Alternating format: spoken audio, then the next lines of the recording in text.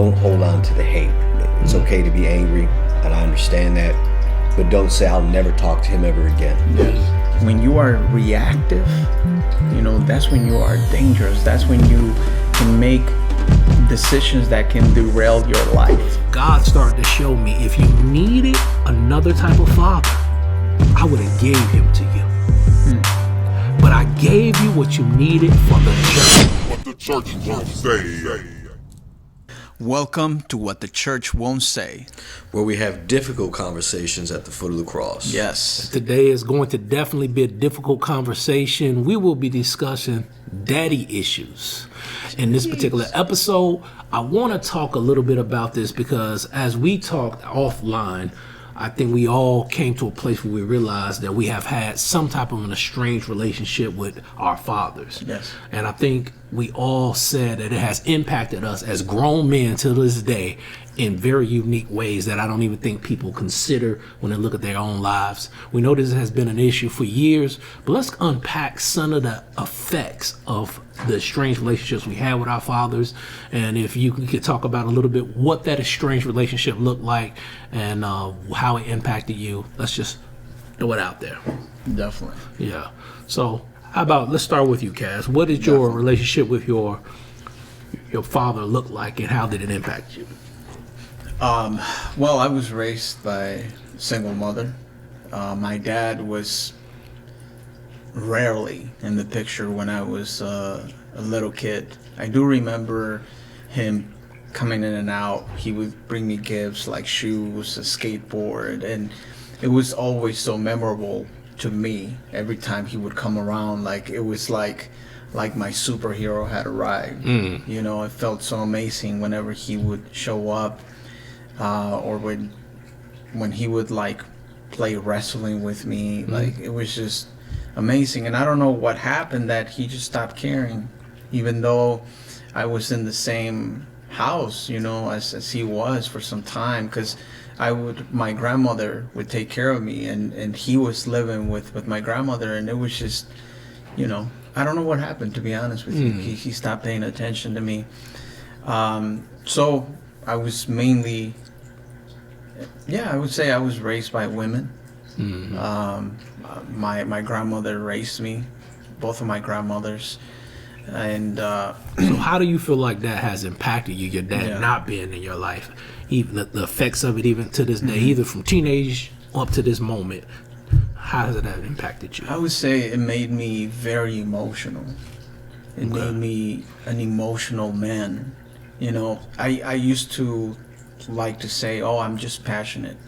But in reality, is no, for real. That was a cover-up. Yeah, and maybe not a cover-up, but I didn't fully understand, like, why I was like that. But the more I reflect on it, it's just, I was raised by women. Like, there were really no men available to teach me the ropes of how to be a man. So I just learned from who I had available. And so that made me an emotional man, being ruled by my emotions most of the time. And so that affected me a lot, especially throughout my teenage years, because I let my emotions rule me to the point of just, living a gangster life, committing crimes, being involved in relationships with women that I shouldn't have been involved in, being so double-minded because, my emotions were always at play. And so that affected me a lot. Now, as I've been maturing and now that I'm a grown man, I still listen to my emotions, but I digest them more. I sit on them a little bit more. Yes, I do sit on my emotions more, because I've learned that when you are reactive, that's when you are dangerous. That's when you can make decisions that can derail your life. And so absolutely. So that's what's been the effect on my life. I think also, like you just said, when you're emotional, it derails your life. I think that's a big reason why you see so many people in the prison system, is that they make emotional decisions. No one taught them how to deal with their emotions. Yeah, we all have emotions, but they should not be the thing to dictate our decisions. So, what about you, Nick? Man, what was your relationship like with your father? I wouldn't say non-existent, but pretty freaking close. Okay. We're like him. The rare times that I would see him, it was like awesome, and I was elated. And he would come with video games, or maybe take me out to eat or something. But that was once in a blue moon. And I'm not too sure if it had a lot to do with the relationship between him and my mother. There are a lot of times that's a fact. It is. And the woman will use you as a weapon. Come on, bro. But I don't know, if that also had something to do with maybe him not always being completely sober. Right. So there's a lot of factors, right? Yeah. So I don't know really who was to blame, but I know that it affected me. It made me angry.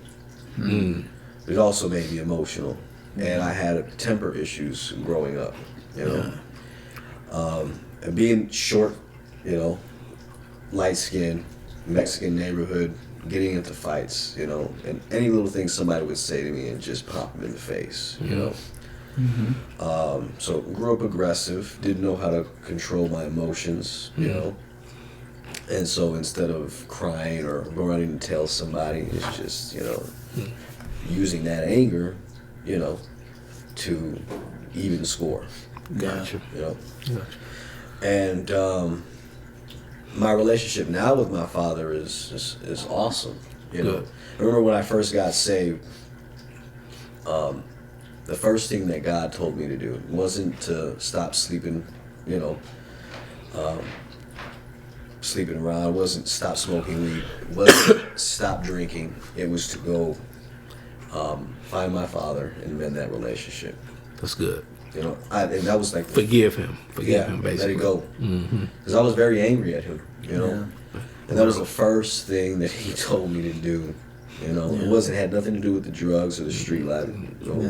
Mend the relationship with your father. That stuff like the unforgiveness is like a cancer. I think so many people don't know when they don't forgive how it's really gnawing at their own soul. Like it's really it changes the energy you give off, the vibe you give off, because you have a rotten core at the sense of everything, man.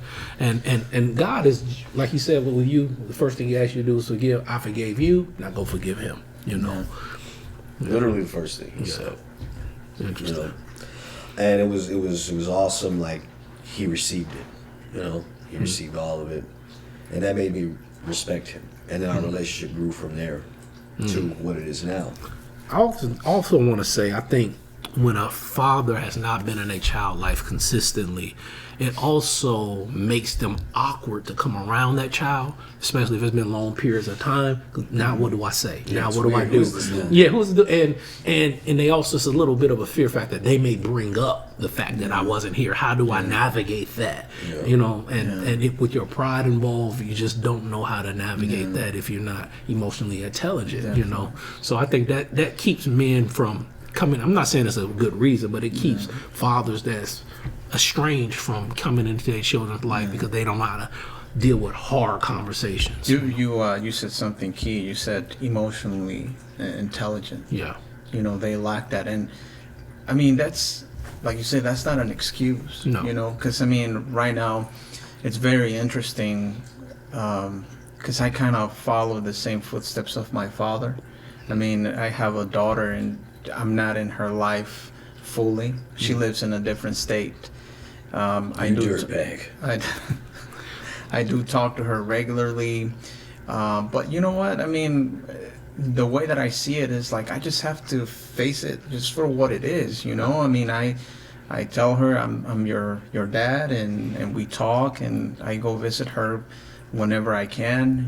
But I just, even though, like you said, that's a valid point. That's just something that I believe men just should just get over, because because you have no idea as a man, as a father, like how much impact you have on your child's life.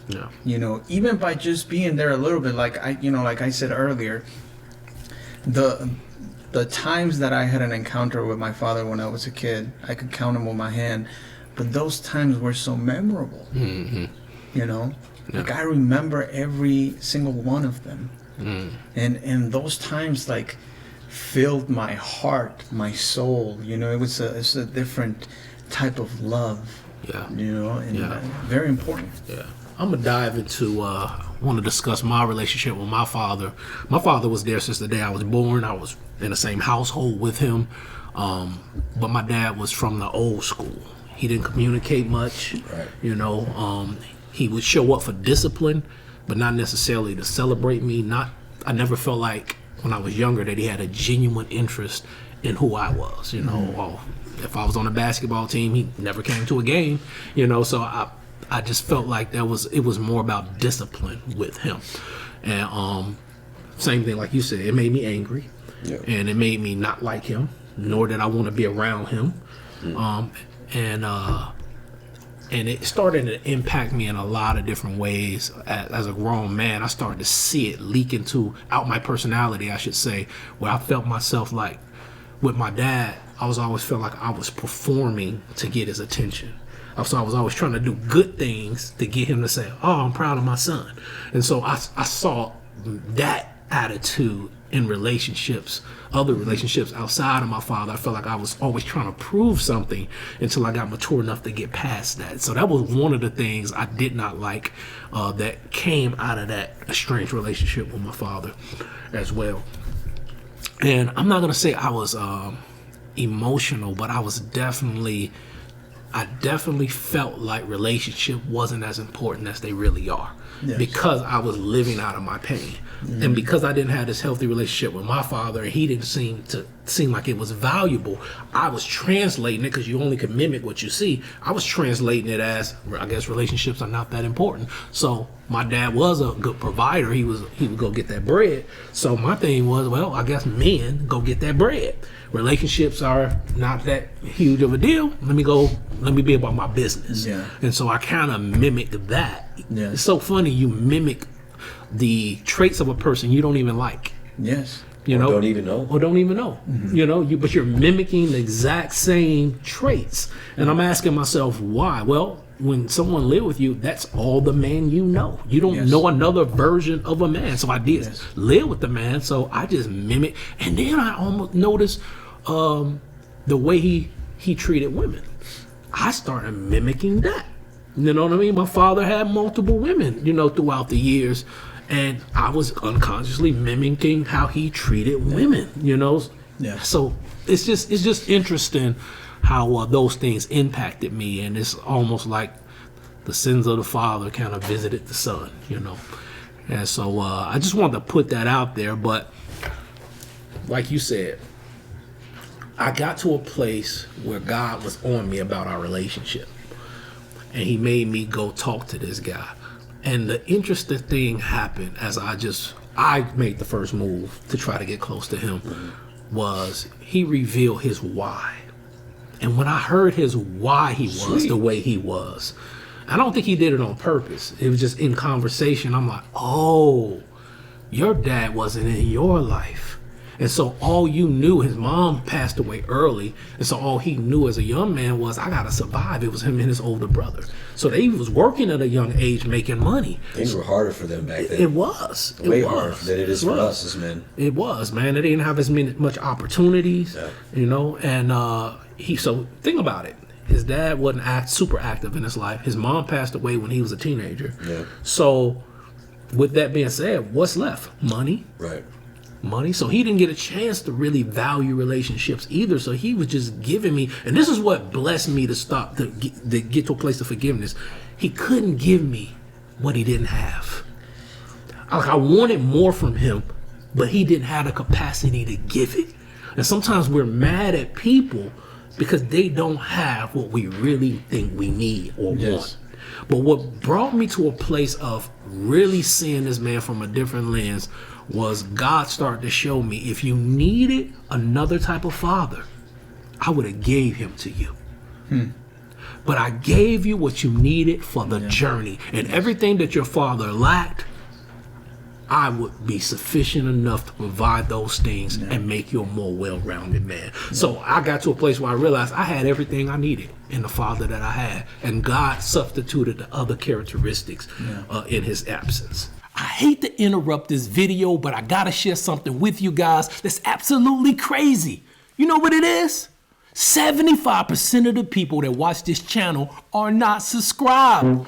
I know, that's crazy. Well, let's take this moment right now to go ahead and hit subscribe, and let's turn on your bell notifications so you never miss a thing. And while we at it, let's go ahead and crush that like button.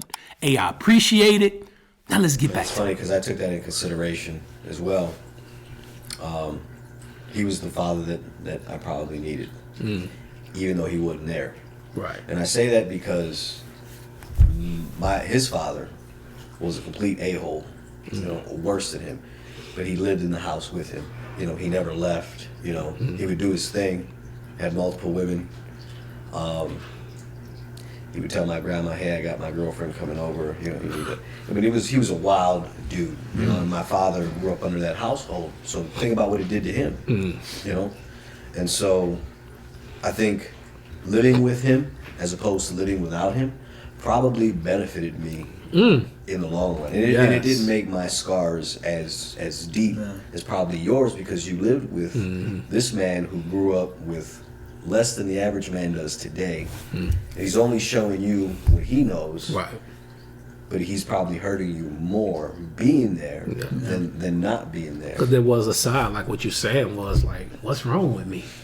Like, what's wrong that my dad don't have a genuine interest in me? And as a man, it's like, that's why we try to prove ourselves, because we need to feel like we're enough as a man. Absolutely. And so you constantly are trying to prove yourself out there as a man, because you never got that recognition from the only person that at that time mattered. Absolutely. So I started looking for that confirmation in, older heads in the street.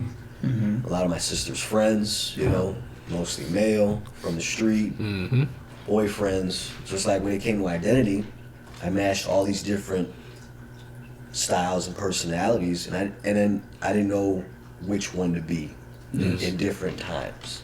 I didn't know when to not be a knucklehead. I didn't know when to be cool. I didn't know when to be romantic. I didn't know, Yeah. And so I was just confused. And because I was confused, I was angry. And that's why I had a lot of, temper issues. And I blamed it all on him. And it's really not all his fault. It's not. It's not. It's not. You know what's interesting in what I've been looking at things from a total different perspective now. I think about Abraham. And I think about Abraham and the relationship he had with his son Ishmael. And how God basically told him, I'm just going to speed this conversation up, is basically, I don't want you in his life anymore. Yes. He no longer was active in his life. Sent him away. Sent him away and his mother away. And who did that? That was God. That was God. Now Ishmael could have easily been mad at Abraham, but Abraham was only doing what he was told. Right. And I think sometimes, like you said, God will take the father out of the child's life, whether he's reckless, whether he would do more damage than good, or whatever. But he's working his divine purpose. And I think as children, obviously when you're too young to understand that you're mad at someone that's actually just right in the divine order of God. And that's hard to see when you're young, but it is something we need to consider. Another thing that I was just thinking right now is that not having a father when I was a kid made me a good student. Of what? Of everything. I became like a sponge, because like him, I was very thirsty of like my identity, so I would absorb everything that I would see, especially coming from men.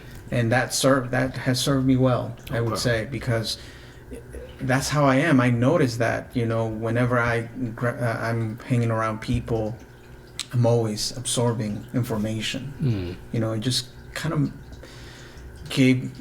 made my soul like thirsty for knowledge, in a sense. You became a student of life. Which I think is a good thing. Absolutely. So I want to talk to you. What would you say to children that's struggling or have had estranged relationships with their fathers, and struggling with unforgiveness, struggling with anger, struggling with some of the things that we struggled with in our past. I mean, we had plenty of time to get to a place of forgiveness. I think each one of us actually have pretty healthy relationships with our Father at this time. Yes, but to do that, we have to let stuff go. Yes. You know, and also I talked to my oldest daughter. I had her when I was 16 years old, and now that she's older and having kids, she was like, I see now how it is to be a parent. You know, I see how tough it is, but definitely how tough it would have been if you was 16 years old. Definitely. So what I was expecting or wanted from you, you couldn't give to me. Definitely. And just hearing her say that, you know what I mean, in her maturity, how can we help someone get to that place of maturing and get past the unforgiveness? I'd say trust the process, because you have to be angry first. Yes, you do. You have to feel all those resentment, even hate. Mm-hmm. Yeah. I mean, you can't not be human. Yeah. And so I would say don't hold on to the hate. It's okay to be angry, and I understand that, but don't say I'll never talk to him ever again. Yes. Just trust the process. Be angry, knowing that if you're living for God, he's going to require you to at some point mend that relationship. And not for his sake, but for your sake. So just wait, trust the process, go through the motions, but don't swear I'll never talk to him. Just be open, be angry, but be open. Yeah, that's real, man. I want to say this in something you just said, and I don't think people consider. When that unforgiveness on you, there's a sourness that comes from your spirit that I don't think no one is aware of. And I remember when I was a teenager and I was dealing with this girl, and I said something, and she was like, "Negative Nate at it again," and it stood out. Those words, negative Nate, you know. And I was like, at that point I didn't understand, but now I see, because I didn't forgive this man. And so I was so critical of everybody, bro. It gives something off. And you wonder why you don't have healthy relationships. You wonder why nobody want to be around you. You're giving off an odor. Not naturally, but in a soulless realm, it's an odor. And then the last part that's even more critical. Unforgiveness is one of the things that will guarantee you a place in hell. There's no way around that. Guaranteed. Guaranteed. You're sealed. You're sealed. You're going to hell. If you I can't forgive someone, you can't let them go. You want the worst for them. You hate them. All of those feelings, emotions, whatever you want to call it, because God said, how do you expect me to forgive you of all your sins, of every single thing you did wrong, you did unto God, but then you want me. But you want to because you want me to forgive you of all your sins, but you don't want to forgive this person of these few things they did to you. Everything you've done on God. The few things they done on you, you can't let that go. Then God's not going to give you any grace and mercy either. Amen. So that right there is critical. So I would say definitely. You said it. Yeah, it is a process. Yeah, being angry, all of that things. It's a process. But just know, the longer you hold on to it, the more it eats at your soul and devour your own relationships. Ain't no way around it. That unforgiveness will eat at other relationships that you absolutely adore, people you absolutely love. It gets on them too. It's like rot on a fruit. If you got another fruit connected to it, it's gonna rot in that one too. Yeah, and that's what I say about it. If we were talking to children, I would say find a good mentor. And channel your anger, your frustration into something good, whether it's a sport, whether it's a craft, you know. Because if you don't, this world will use your kinetic energy towards the negative, you know. And that's exactly what happened to me.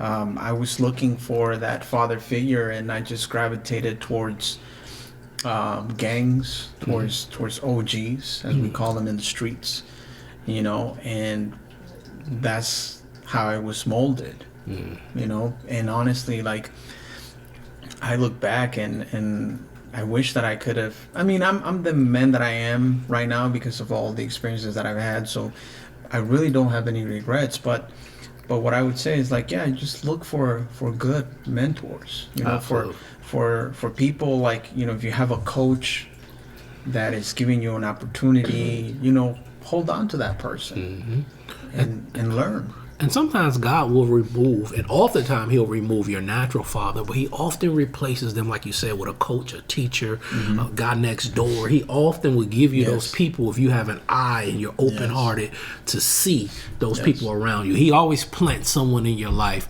that you can learn from, grow from, and that can mold you. Hey, listen, guys, I hope we said something that blessed you. Hey, leave in the comment section how you guys got over past trauma if you had estranged relationships with your fathers. Hey, we appreciate you guys for listening in on it. Don't forget to share this video. And as always, we're going to be here to say what the church won't say. Till next time.